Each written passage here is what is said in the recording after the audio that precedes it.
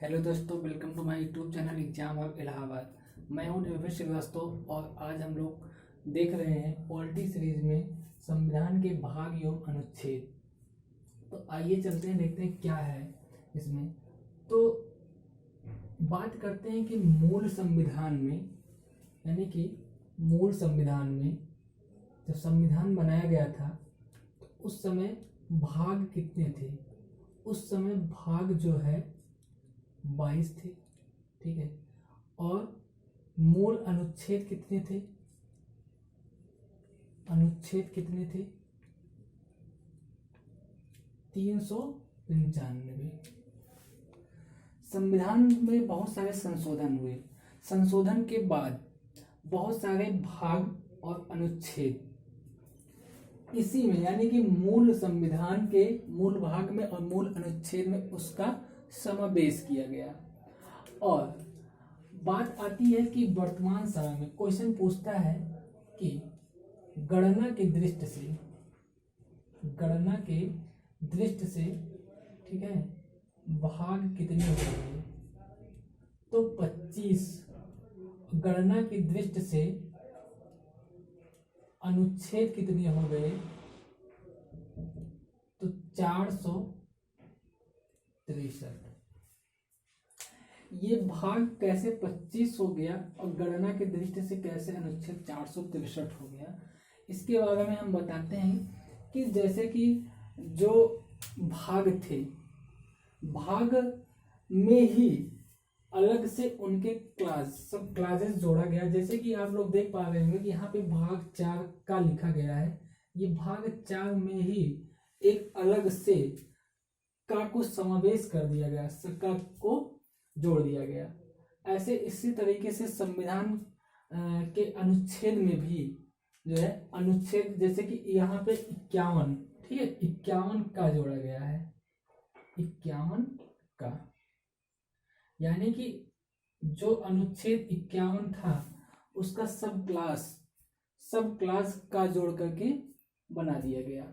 तो इसी तरीके से अगर काउंटिंग के तरीके से देखा जाए, हम लोग गणना की दृष्टि से देखें तो वर्तमान समय में अनुच्छेद 463 है। ये क्वेश्चन पीसीएस में पूछा गया है। गणना की दृष्टि से भाग 25 है, गणना की दृष्टि से अनुच्छेद 463 है। मूल भाग और मूल अनुच्छेद 22 भाग और 395 अनुच्छेद है। तो यहाँ पे हमने 22 भाग और 395 अनुच्छेद को दिखाने की कोशिश की है। तो आइए देखते हैं भाग 1 और उससे संबंधित विषय, संघ और उसका राज्य क्षेत्र, ये जो है। तो ये अनुच्छेद जो है इस 1 से 4 तक, अनुच्छेद 1 से 4 भाग 1 में संघ और उसका राज्य क्षेत्र है। भाग 2 की बात करते हैं, नागरिकता। तो नागरिकता ये जो है अनुच्छेद 5 से 11 तक है, ठीक है। अब उसके बाद बात आती है मूल अधिकार की। मूल अधिकार, ये अनुच्छेद कहां से कहां तक है मूल अधिकार का? तो ये जो है ये है 12 से 35 तक। अनुच्छेद 12 से 35 तक जो है मूल अधिकारों के बारे में बताता है, ठीक है। और फिर बात करते हैं राज्य के नीति निर्देशक तत्व। भाग 4 क्वेश्चन पूछ लेता है कि भाग 4 किससे संबंधित है? तो राज्य के नीति निर्देशक तत्व से भाग 4 संबंधित है। तो भाग 4 राज्य के नीति निर्देशक तत्व से संबंधित है। अब देखिए, ये अनुच्छेद 36 से लेकर के 51 तक, 36 से लेकर के 51 तक के अनुच्छेदों में राज्य की नीति निर्देशक तत्व से संबंधित क्या क्या प्रावधान है वहां पे दिया गया है। इसके बाद हमने यहाँ पे लिखा ही है 51 का। जैसे कि यहाँ पे अब आप लोग देख पा रहे होंगे 51, अनुच्छेद 51 राज्य के नीति निर्देशक तत्व में आ गया है। अब यहाँ पे 51 का सब क्लास जोड़ा गया है 51 का करके, और भाग 4 का ये जोड़ा गया है क्लास, सब क्लास है 4 का, ठीक है, मूल कर्तव्य। अब बात करते हैं भाग 4 का, ये मूल कर्तव्य है और ये अनुच्छेद 51 का है, ठीक है। भाग 5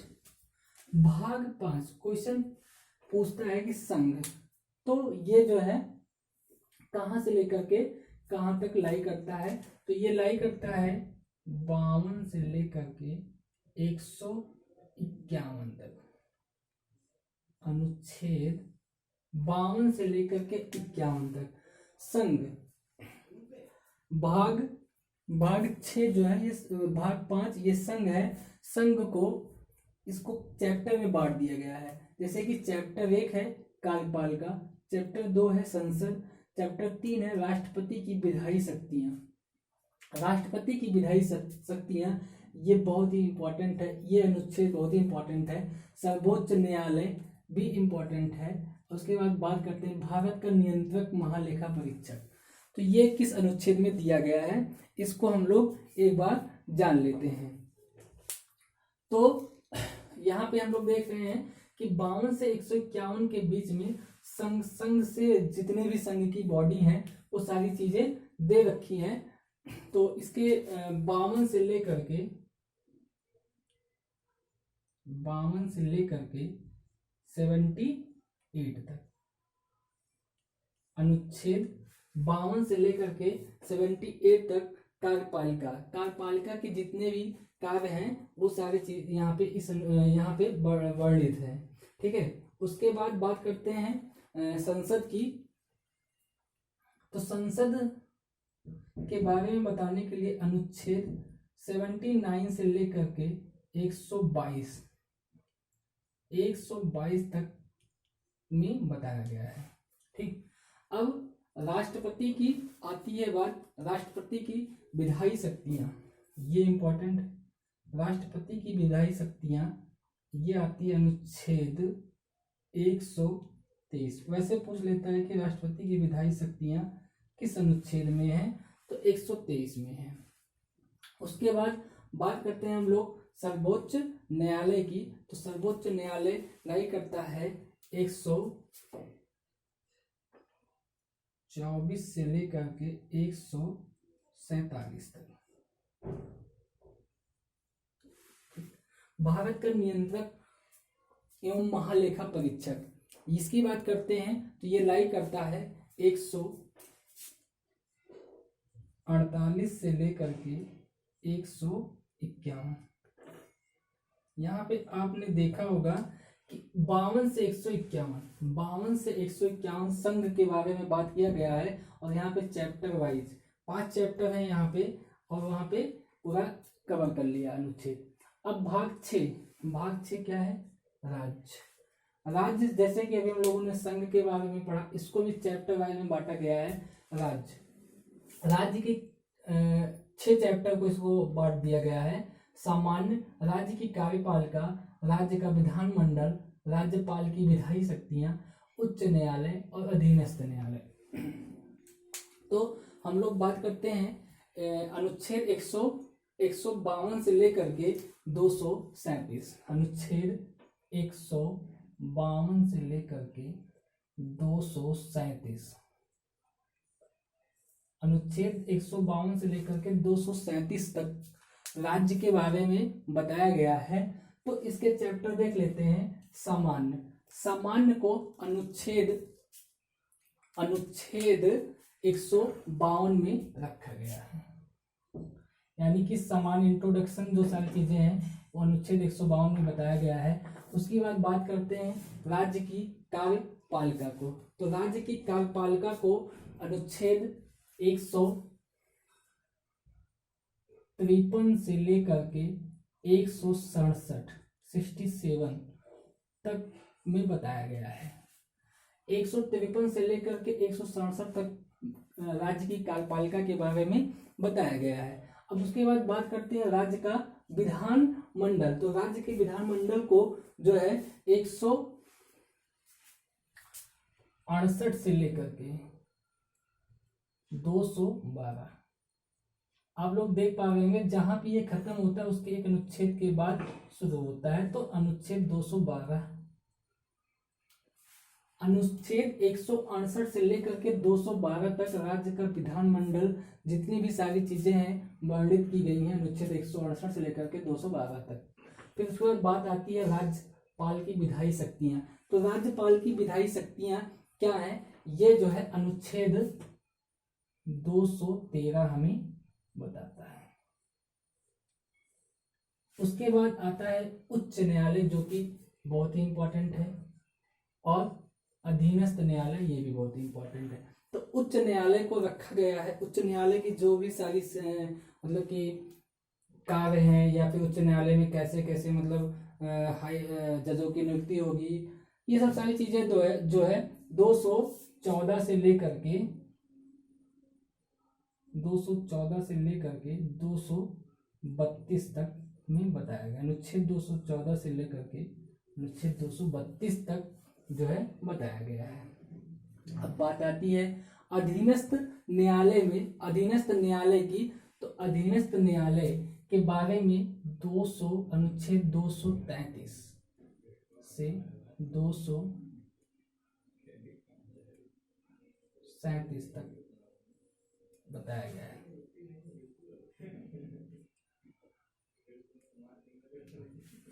ठीक है, अब बात आती है भाग 7 की।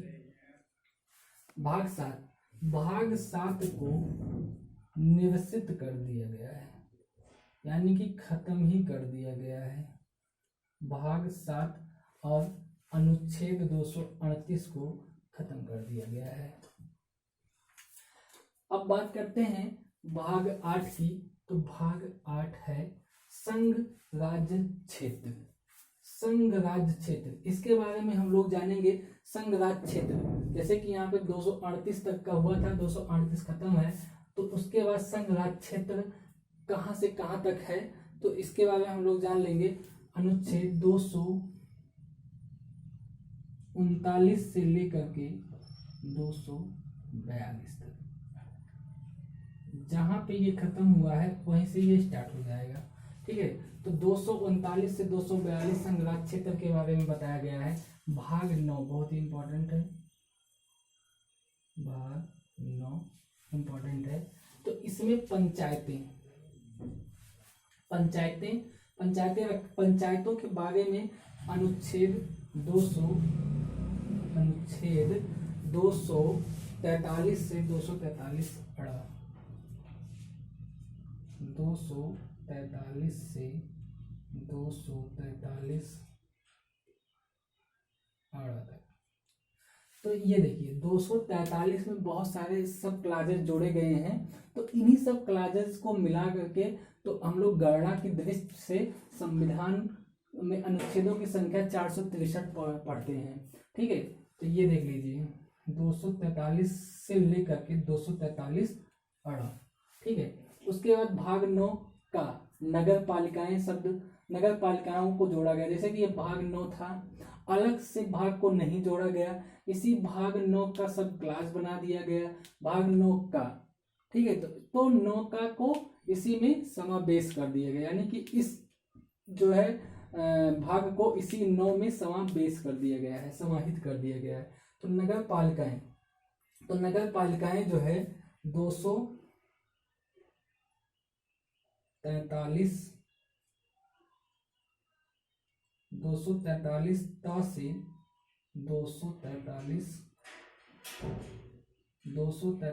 ता से 243 छ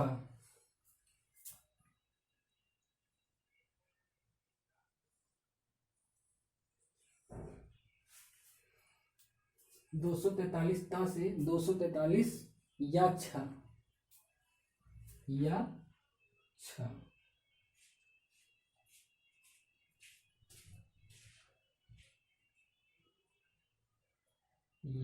छ तक जोड़ा गया है। ठीक है, उसके बाद बात करते हैं भाग 9 खा। भाग 9 खा सहकारी समितियां इसको जोड़ा गया है 243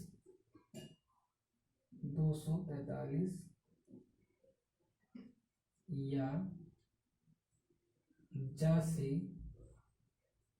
243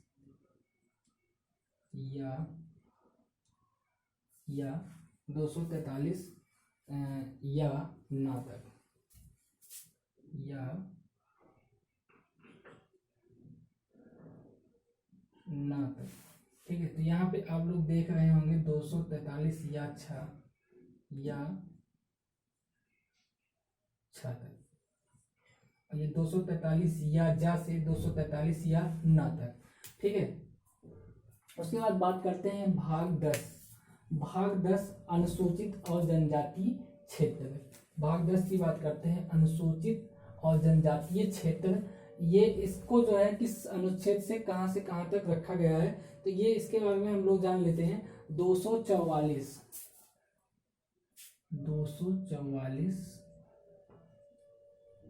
से 244 का 244 से 244 का तक।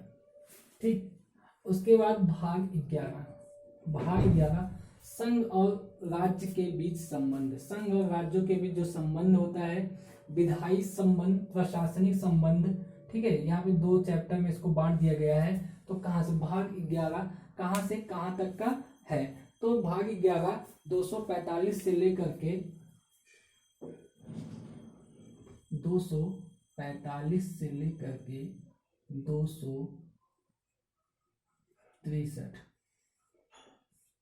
263 तक बताया गया है। अब बात आती है विधायी शक्तियां। संघ और राज्य के बीच जो विधायी शक्तियां होती हैं उसका वर्णन जो है अनुच्छेद 245 से लेकर के 245 से लेकर के 255 तक किया गया है। 245 से 255 तक किया गया है। और प्रशासनिक संबंधी जो है ये 256 से लेकर के 263 तक, अनुच्छेद 256 से 263 तक बताया गया है। अब बात आती है लास्ट में भाग 12 की। भाग 12 में है वित्त, संपत्ति, संविदाएं और बाद। वित्त, संपत्ति, संविदाएं और बाद। ठीक है, तो इसको जो है अनुच्छेद 264 से लेकर के, अनुच्छेद 264 से लेकर के 264 से लेकर के 300 का 264 से लेकर के 300 का तक जोड़ा गया है, इसमें बताया गया है। तो सबसे पहले इसको चैप्टर में बांटा गया है, चैप्टर 1, 2, 3, 4। ठीक है, तो चैप्टर 1 में दिया गया वित्त, चैप्टर 2 में दिया गया ऋण लेना, चैप्टर 3 में दिया गया संपत्ति और संविदाएं, अधिकार, दायित्व। संपत्ति का अधिकार जो है 300 का, अनुच्छेद 300 का में जोड़ा गया है। ठीक है, चैप्टर 1 क्या कह रहा है, वित्त को जो है 264 से लेकर के 291 तक बताया गया है। अनुच्छेद 264 से लेकर के 291 तक में वित्त के बारे में बताया गया है। अब बात करते हैं जो है ऋण लेना 292 से लेकर के 293 तक बताया गया है। उसके बाद बात करते हैं संपत्ति और संविदाएं, अधिकार, दायित्व। यानी कि संपत्ति और पे जो है अधिकार से संबंधित ये सब सारी चीजें जो है अनुच्छेद 294 से 300 तक, अनुच्छेद 300 तक बताया गया है। तो ये रहे भाग 1 से लेकर के 12 तक। आज 1 से 12 तक हो पाया है। बाकी दूसरे पार्ट में जो है 13 से लेकर के 22 तक उसको कंप्लीट कर दिया जाएगा। तो एक बार आप लोग देख लीजिए।